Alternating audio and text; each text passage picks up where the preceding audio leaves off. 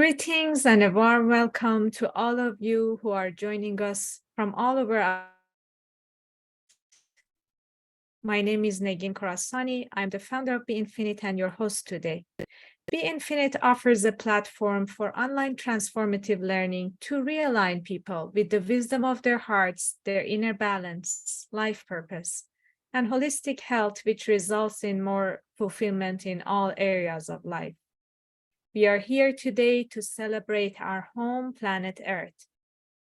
Today, more than 193 countries are engaged in celebrating this day, and it continues to grow as a worldwide phenomenon. Celebrating Earth Day is a conscious reminder of how precious our planet is and how important it is to protect and nourish it. In this session, we are hoping to look at some of the ways for creating a more conscious and harmonious community that can nurture a vibrant and sustainable environment. Now, a little bit on how our session unfolds today. We start the session with a brief centering meditation and intention. Then we will open our conversation with our guest and we'll get to know Rashi Agrawal and her thoughts on how we can take care of our planet. We will also have time for your questions at the end. So as we go along, please feel free to send us your questions at the comment section of this session and we'll address them in the Q&A segment. Before we open our conversation, let's have a centering meditation and intention together. So please find your comfortable position in the chair and close your eyes. Let your body relax.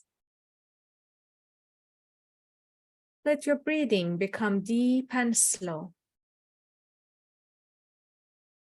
Move your attention to your heart. Take a deep breath in and out from the center of your chest. Let go of the outside world and rest for a moment in the warmth of your heart, where you are connected with everyone and everything. Immerse yourself in this unity. From this place of connectedness and unity, let's have the intention that our session today will bring the highest learning for all of us on how we can live with more understanding and compassion on Earth in more conscious, gentle, and kind ways toward everyone and everything, with love and reverence for our environment and all forms of life. Now, while still remaining centered in your heart, holding this intention, gently open your eyes. Now we are ready to start our conversation. Please join me in welcoming Rashi Agrawal, Monitoring and Evaluation Consultant at United Nations Development Program. Thank you, Rashi, for accepting our invitation and joining us today. Thank you, Negin. Thank you for having me. That's lovely. Tell us a little bit about yourself, first and foremost, Rashi, about yourself and your journey. First of all, thank you, Negin, for that powerful centering that really set the tone for the rest of this presentation. I think a lot of my journey in reality starts from this very act of centering myself. I began meditating at the age of 17 and something very powerful happened then. But before that, I'd like to take you a little bit through my childhood and probably how that built up. So as children, we all are educated about the climate change that's happening. And for me personally, one of the aha moments was when I was sitting in one particular classroom, and the class is dedicated to value-based education. And the teacher over there, she was talking about environmental morality. So we always look at the environment as children from the lens of climate change, and oh, they're cutting down the trees, so we won't have any oxygen, global temperatures will rise, and that's harmful for us, we won't be able to live anymore. So that's generally the narrative that follows. But then that class kind of changed my mindset, because my teacher, she raised a very powerful question, and she was like, what are you doing for the environment, for the sake of the environment itself, just for the love of the life that is present in the environment? So that was a that was something that definitely shifted my mindset a bit, but I didn't really put anything into practice, in the way I was thinking. Of course, I was very active in terms of like smaller activities that children do, like, collecting garbage and, just picking up garbage off the roads, those kind of things. But it never really, the immensity of that statement never really hit me. Fast forward to when I was 17, I began meditating. I started a form of meditation called heartfulness meditation. And it was my first meditation session was just about a 20-minute session. But I still remember the feeling of just walking out of the room when I had first meditated. I remember looking up at the sky and all the trees, and suddenly it felt like they were not just, the sky and the trees. There was this immense softness that was emanating from them. And I was suddenly beginning to feel like everything was more alive. The trees were more alive, the sky was more alive.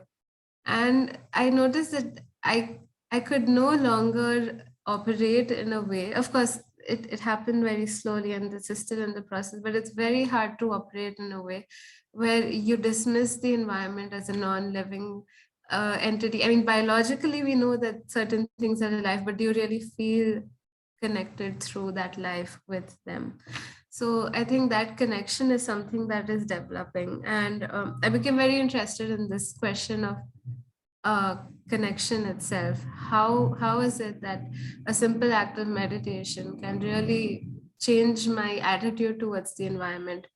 So I conducted a piece of research, which I also presented at the Harvard Divinity School in their conference on ecological spiritualities, on how meditation may affect and develop an ecological consciousness amongst people, and what that might have to contribute to the climate change narrative.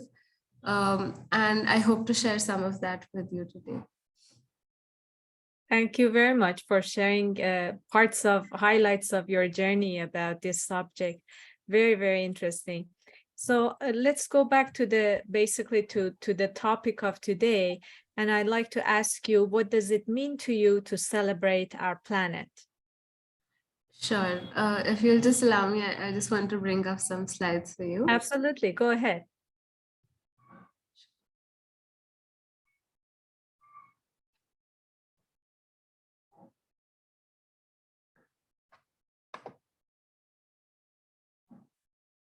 Yeah, can you see my screen? Yes, perfect. I hope you're not seeing the presenter view, right? No, it's very good. Okay, sure.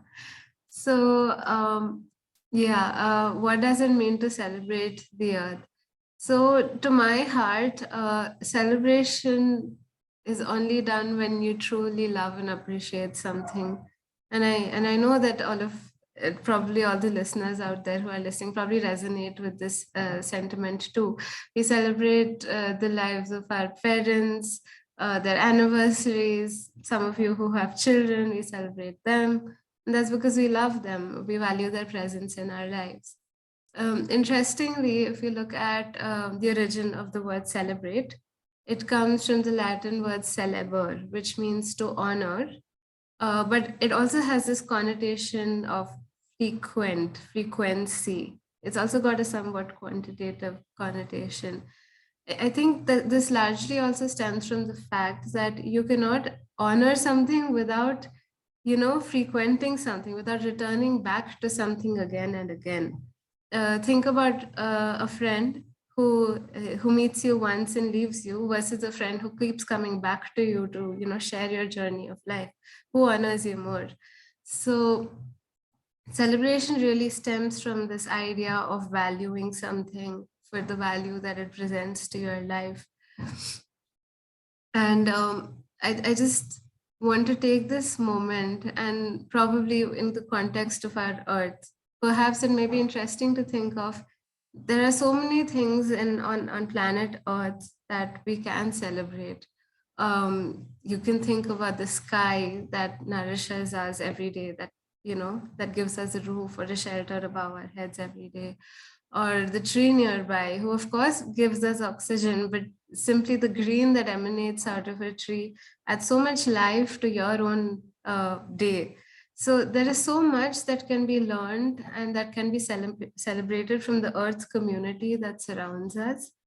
And it would be an interesting exercise to probably reflect and think back to, just studying our environment and thinking, oh, what, how has this contributed to me today? And how is it enriching my life? I do want to take you through a few personal, this realization dawned on me. So there was a moment or a period of time when I was a bit unwell. Seemed like nothing was working. Of course, it only seemed like that. Yeah, a lot of things were working for me, but I was, of course, a little bit in a state of despair. So some people had suggested in my community, as in my teacher, that why don't you go to a tree and just sit with your back against the tree and enter a state of communion with the tree and express your problem and see what happens. So I did so, and even though I was a bit skeptical at first, it was quite surprising that immediately after I did so, I communicated with the tree. I felt a sense of lightness and I felt a sense of relief, and that was really interesting. It actually fueled a set of visits to more trees and more healing from trees. Uh, but not just that. Now, every time I pass by those trees, now that I'm okay, every time I pass by those trees, I always feel such warmth towards those trees because I feel like those trees had mothered me in a way, uh, even if subconsciously. And you see, so there was a relationship that I was able to form with the tree that was beyond just the fact that yes, the tree is a source of oxygen, but rather something that touches my heart more deeply. And I feel that each one of us can have that relationship with nature that surrounds us. But interestingly, this is not just a personal story. There's a lot of scientific literature that's coming out to tell us how trees are more alive in ways more than we know. And over here, I want to showcase the work of this amazing scientist, a forester, Susan Simard, who interestingly works at the University of British Columbia. So very much in the place where you're from, Negin. And excuse me. She has done this groundbreaking work in the field of ecology, where she discovered that forests are actually not just networks of trees, but are rather are networks of connections that actually make forests alive and more sentient. And her work shows us that forests operate almost like a socialist community. It's a very interesting shift in perspectives because traditionally in ecology we have this very Darwinian way of thinking where you are either fighting for resources and survival of the fittest. So it's a very competitive and aggressive outlook. But over here, she's telling us that no, actually, what actually brings about survival is cooperation between the trees. And her work actually highlights the role of how, giant trees or mother trees, they're actually able to take care of their smaller offsprings um, through a network of mycorrhizal fungi, and they're able to communicate, messages of, who is friend and who is foe, passing on nutrients to them. So you see that these trees are, of course, looking after their offsprings, but interestingly, they're not just looking after their offsprings. They're also sending across messages to trees that are not like them, because biodiversity actually helps make forests more resilient. So you, all this actually takes us to a kind of space where you feel that yes, the forest is not just it's not just a kind of biological like biological entity that we study in our textbooks, but rather that it is a living and breathing network that thinks and that probably feels, maybe in a different way that humans, but there is some kind of sentience that surrounds it. And imagine how beautiful that is, how alive the world that surrounds us is, and how much we're missing out on if we're not able to form those connections with nature. I also want to talk about this other beautiful author, Robin Wall Kimmerer. She is basically a professor of botany, I think, and sorry, it's not Stony Brook, State University of New York. And she's in her book called Braiding Sweetgrass, she talks about an incident with her students, where she says that, yeah, of course, all of us love the earth, etc., etc. But what would it be? How would it change things around if you felt that the earth loves you back? And the students are certainly so enamored, and they say that you wouldn't harm what gives you love. And then she very beautifully writes, knowing that you love the earth changes you and activates you to defend and protect and celebrate it. But when you feel that the earth loves you back, the feeling transforms the relationship from a one-way street into a sacred bond, because now it's a two-way, there is an exchange. And that's really beautiful. But we can only feel this if we take the first step and cultivate that relationship with the earth. I'm also taken back to this quote by says, when a man does not realize his kinship with the world, the sense of family with the world that surrounds him, he lives in a prison house. But when he meets the eternal spirit, the source of life in all objects, then he feels free, because then he discovers the fullest significance of the world into which he is born, and his harmony with all is established. So, celebrating the earth, to sum it up very briefly, is actually just cultivating a relationship with the earth and acknowledging how much it has contributed to us in our everyday life.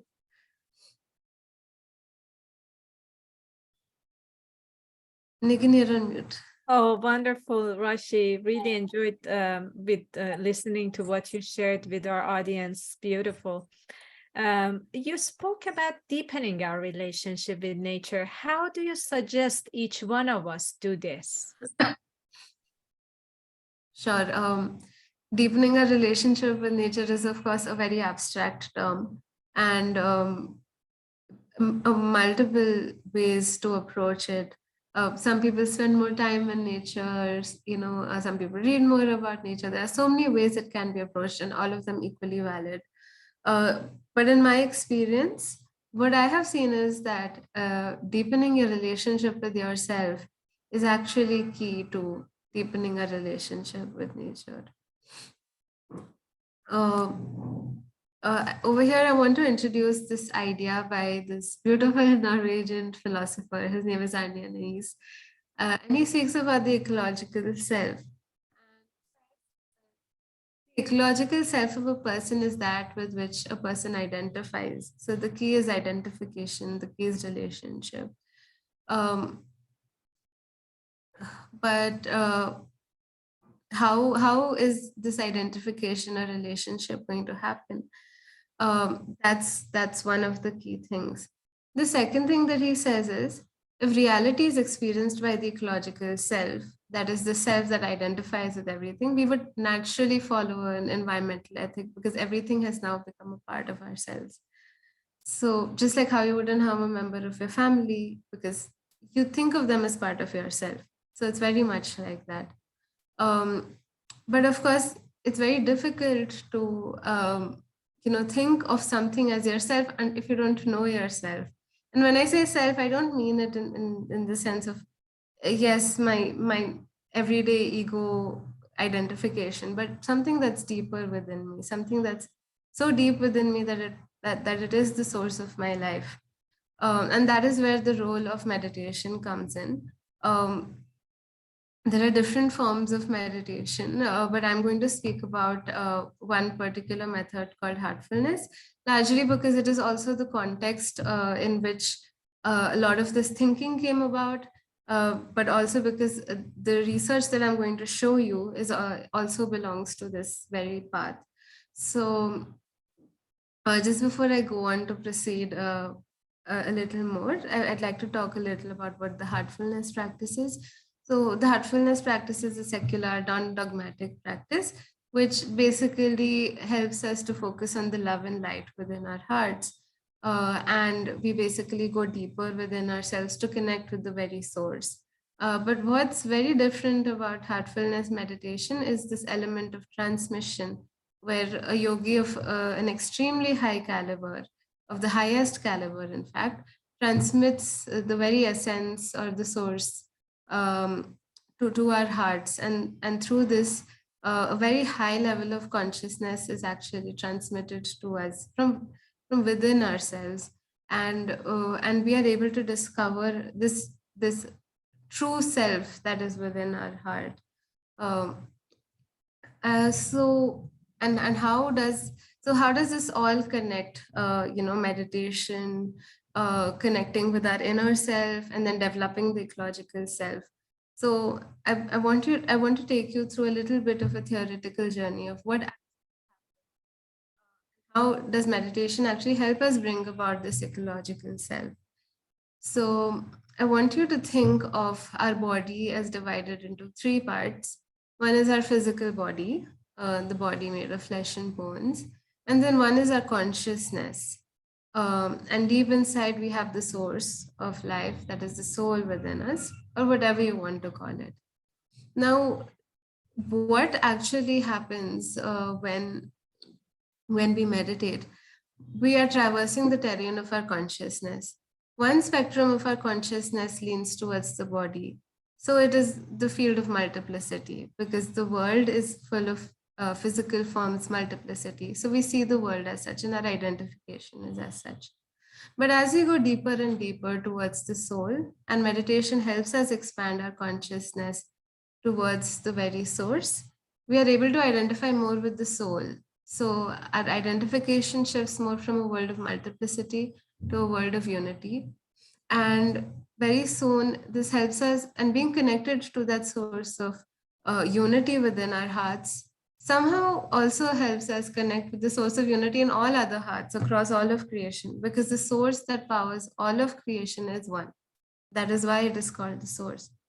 So, the very simple act of meditating can actually help us cultivate an ecological consciousness. Again, this is not to say that only heartfulness meditation helps us, or only meditation can help us. Of course, there are different means, but in the context of this presentation, the idea is that you go deeper into your heart, connect with your life source, so that you can see that life source in all other beings. So, as the ecological self develops into our hearts, very soon it starts radiating outwards towards all the physical, institutions that surround relationships, whether it's the economy, it's the environment, or it's the socio-political landscape. The sense of compassion and unity, it begins to radiate across all of it.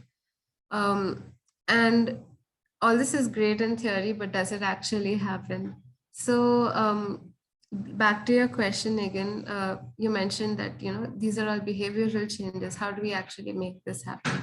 So this is exactly what my research was about. I was interested to know whether meditation is an effective tool for us to physically bring about these changes into the real world. And so I journey mapped meditators. I mapped their journeys from the time they began meditation to the present day. And I actually split the group of meditators into three groups: one who were under 6 months or 1 year, one who were meditating for 20 plus years, and some meditators who were, oriented from into a very ecological lens, regardless of their time. And I studied what kind of context they came from, how did they begin their journey, what kind of changes did they experience in the inner landscape, and whether, how did their external environment change. So initially I thought that, perhaps all these three different groups are going to have three very different, results. But when I actually started mapping them, I saw that the results were largely similar. And interestingly, there was not much difference. There was only a degree, like a difference in degree or intensity of feeling or its subtlety. So in the journey map, you would see some sections in gray. Those sections belong exclusively to people, who are 20 plus years into meditation, but the rest is common. So let's begin. Most people, they might begin their journey of meditation because of some kind of anxiety or emotional baggage. Or there is some kind of inspiration by seeing someone who's transformed themselves. And in the very first meditation session, most of them experienced, some kind of positivity or inner happiness, a loss of emotional baggage, stillness or calm, and loss of bodily consciousness. And then very soon we see that this is beginning to change how they are feeling on the inside in a more sustained way. So they're feeling more connected to the source or to God within. They're feeling more compassion and empathy. There is more courage within them. They're able to, feel more accepting towards diversity. There's more stability in their emotions. And I wanted to take us through these changes one by one. So some people said that, they felt more connected with the source. They're feeling closer to the origin of everything. Other people said that they feel a connection with all of God's creation. Some people said that, they felt a reduction in ego. They felt that they do not identify themselves anymore as an individual, but rather that they are part of a larger continuum, or that they'd grown out of the feeling of being the most important thing to a point that, you know, um, it includes other people and other beings in the world. And this is very much like this concept of ecological self that Ananias he points out. Other people other people speak about more compassion and empathy, and they feel more moderated when it comes to pleasure seeking activities. And how does this transform how they are dealing with the institutions that are around them? You see that there are changes in the socio-political realm. They feel less polarized. There's more sensitivity towards others. But specifically when it comes to the economic and environmental dimensions, you see people are becoming more conscious, they're becoming more mindful, they're choosing more sustainable brands. Uh, there's lesser consumption, lesser purchases, and they become less inviting to desires. So there's more needs over wants. And the sensitivity towards nature has grown a lot. The relationship with nature has become more intimate and it's become more reciprocal. It's no longer just one sided. And there's more compassion towards the natural world. So again, some people are talking about how this attitude of minimalism has formed inside them, and their e-commerce purchases had gone down, or how their appreciation for nature because of the alertness has grown. So they are growing more sensitive to nature. This one very touching instance where there is a meditator. She wakes up every day at 4 a.m. and meditates. But she hears a kitty in trouble, but she can't go there physically, but definitely she's not able to meditate. So she's sending out her own prayers to get that creature out of trouble. So you see that kind of intimate relationship with nature, where it's a very equivalent kind of a relationship that we're seeing developing. And nature is also becoming a source of stress relief, where you're feeling a deep sense of longing to be with them. And this is one of my favorite examples. So I was interviewing a college student. One time she'd gone snowboarding on a mountain, and she was the sun was setting, and she's snowboarding down the mountain, and suddenly she has this urge to sit down and meditate. So she sits down and meditates on that snowy mountain, sun is setting, and suddenly she feels in her meditation that everything is one. There's no difference between her, the mountain, and the sunset. Everything is one. And that is really the essence of the consciousness that we are talking about, that consciousness which is very aware of the oneness of everything. And that is something that we all can achieve, regardless of where we are in our journeys. So just to sum up, we all have a chance to harbor a sacred connection with nature. The reason I mentioned that there were 3 groups of meditators, 6 months, 20 plus years, was just to show us that it does not matter. It does not take a lifetime of a monk to arrive at that kind of consciousness. All you need is the willingness to want to try, and that kind of consciousness can become ours. We just need to invite it into our hearts. That's one thing. The second thing is that the key to this consciousness and developing this ecological consciousness outward is love. When you feel love within, and you can only feel so when you are connected infinitely to the source within us. When we feel love inside, then our bucket is full, and only then can we radiate it outside. So love felt within can radiate outside, and that can be through this inward connection that we all are able to harbor within through meditation.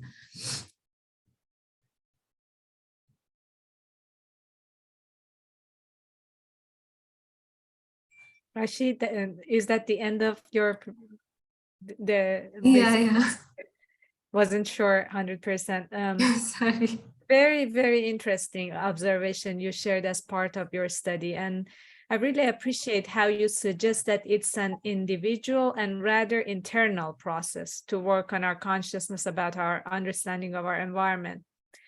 Now, with the rate of all the changes in our environment and the general idea that this scale of issues, if we want to bring about an actual change, should be handled by governments rather than individuals, how do you see we as individuals can have a meaningful and effective role in protecting our planet practically? Yes, I want to first of all acknowledge that, yes, the problem that we have at hand is a large scale problem. It's a problem of scale. And that's why we think that, yes, the governments are supposed to do it because they possess that kind of power. But I also do want to point out that, yes, the problem is at scale, but the root of the problem is not at scale. As in, its manifestation is at scale, but it stems from each one of us. And therefore, to tackle it, it must come from a sense of individual responsibility. I want to share one of my favorite authors, Charles Eisenstein. If you have the time, please look him up, where he writes very beautifully, the logic of bigness devalues the very heart of life. And he goes on to say that if you look at the most, sacred moments in your life, those are ones that are really intimate, that those come from really small moments, like, where you may have set aside a business meeting to play with your child, or if there's an emergency, you drop everything at home to help them because that is the most important thing. So life itself is made up of very small, sincere moments.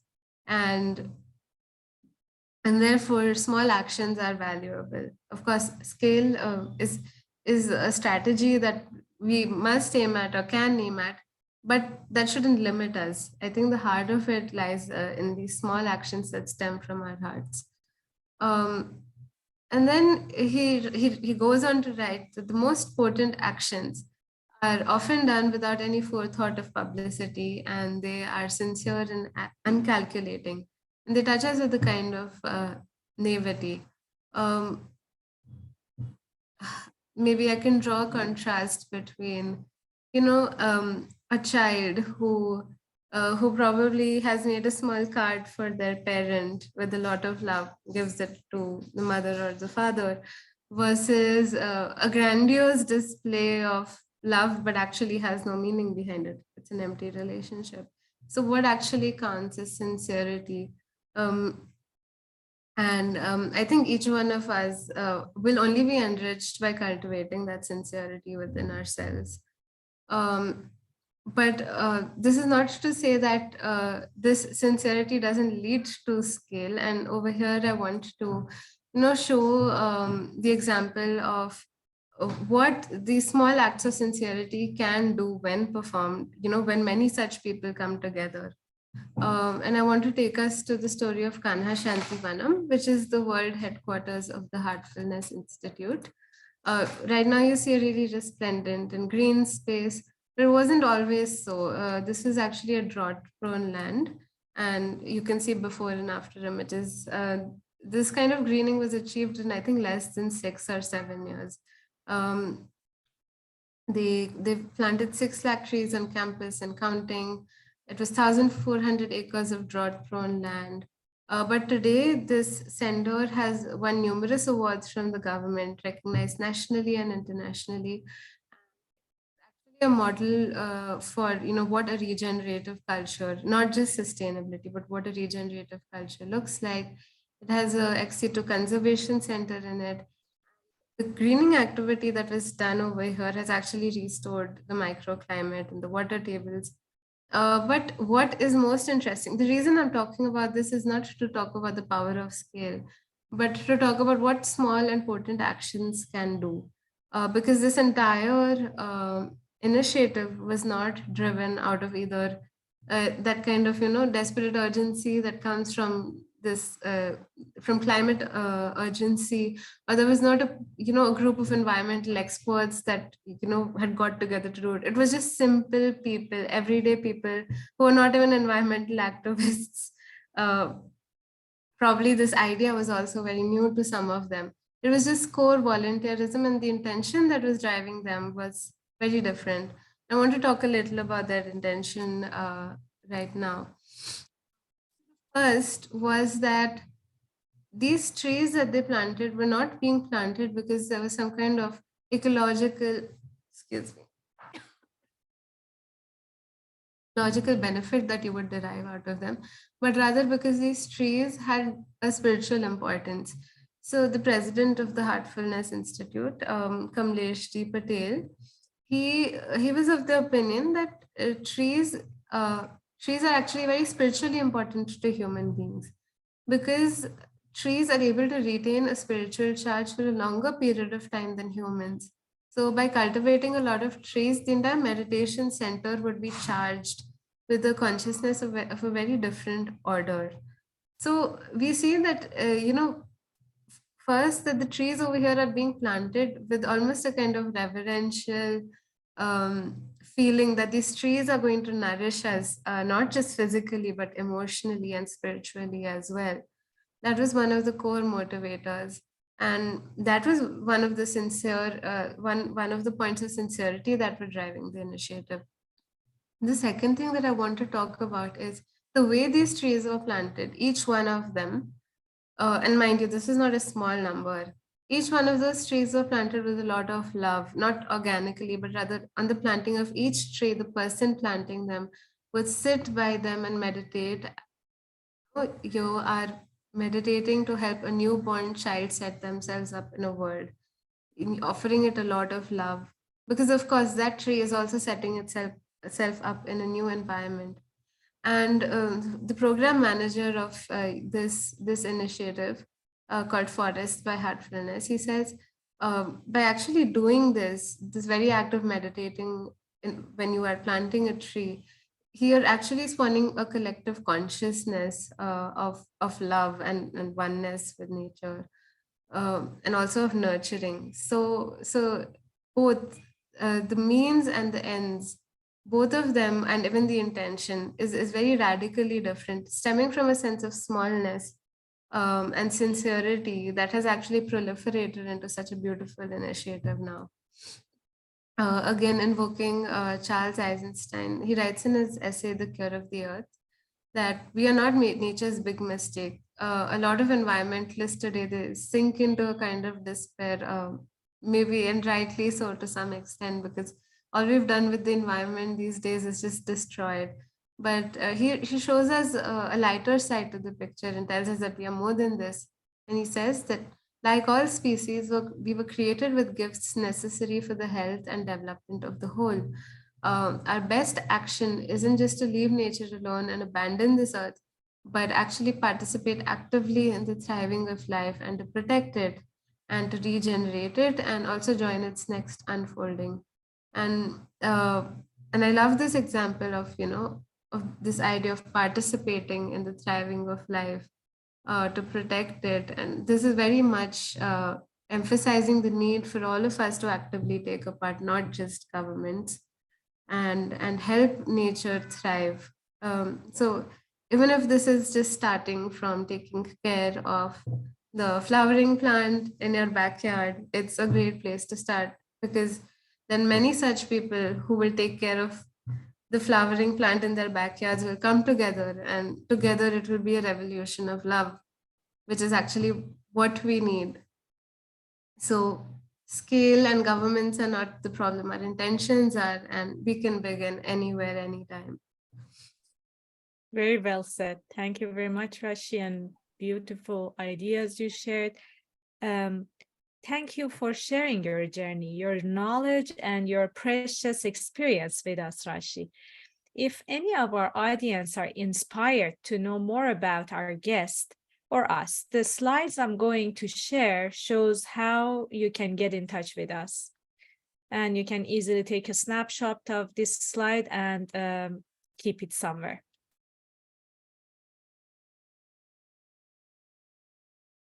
So here we go.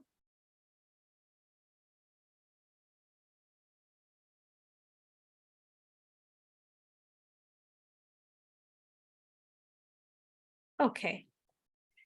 So at this point, we are ready for your questions, and you can keep sending us your questions. And in the meantime, I share a couple of questions that we already have. So Rashi, the first question we have is, how did they discover the fungi mediated communication between the trees? So this is a piece of research, again, as mentioned by Susan Simard. I believe she almost spent half of her life discovering this. So I'm not going to talk about it in as much detail, largely because I won't be able to. But this is a book that you can read if you are interested. It's called Finding the Mother Tree by Susan Simard. But just to sum it up really quickly, Susan Samachi belonged to a family of loggers, and very early on, she began noticing some of the patterns within the forest between the fungi and the trees. And slowly, as she progressed into her master's and her PhD, they've conducted a lot of scientific research, and realized that actually these fungi are the mediating networks between not just mother trees and their offspring, but rather the entire forest. And how mother trees themselves are actually literally like the pillars of the forest, essential to protecting the health of the forest. So I would really encourage you to read this book if you are interested in the research.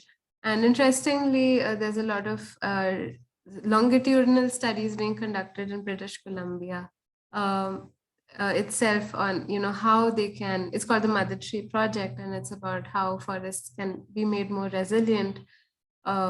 So yeah, it's an interesting piece of work, and I really encourage you to check it out. Thank you for sharing that, Rashi.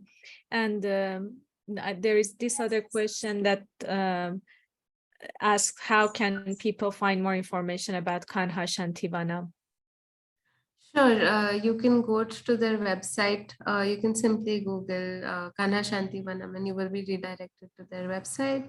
But for the sake of all our listeners, I want to mention that Kanha Shantivanam is the world headquarters of heartfulness meditation.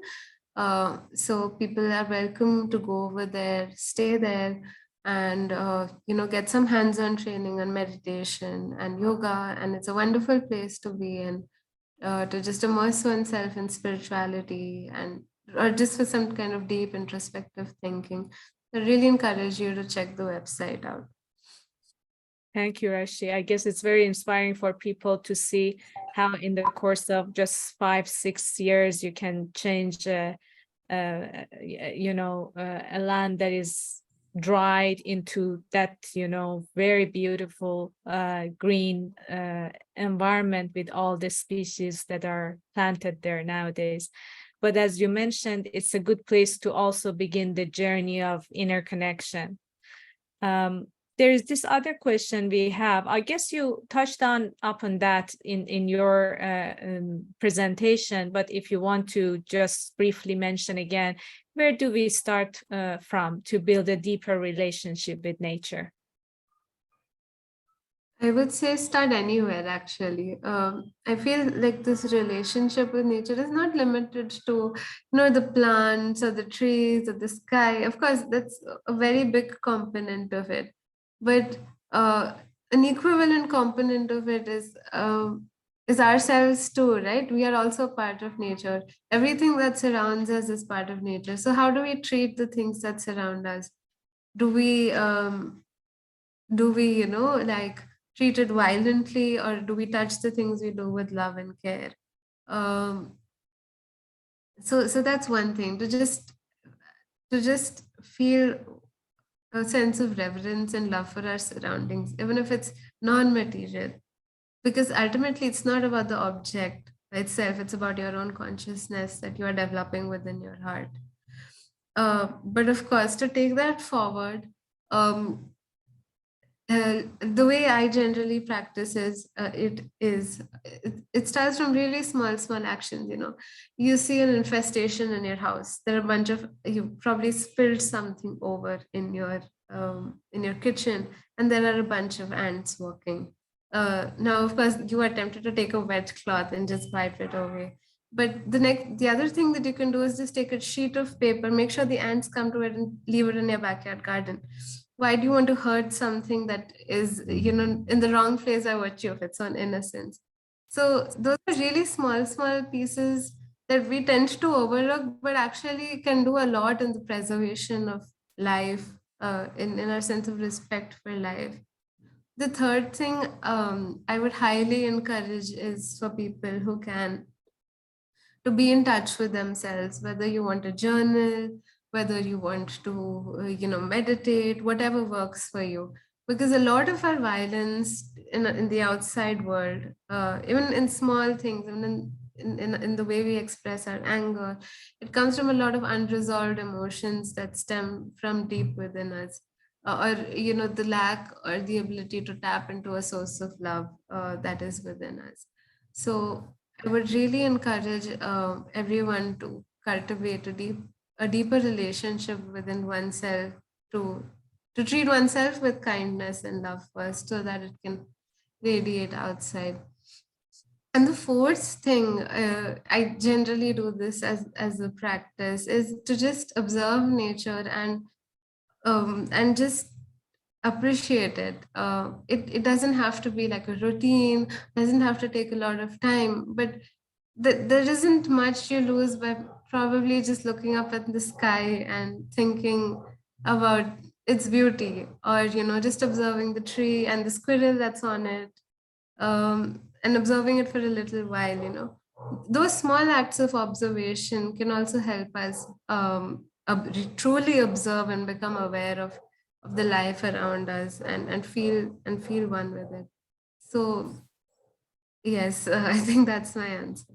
Very well said. Thank you very much, Rashi. And the point that you mentioned about the deeper connection with ourselves is the real key element.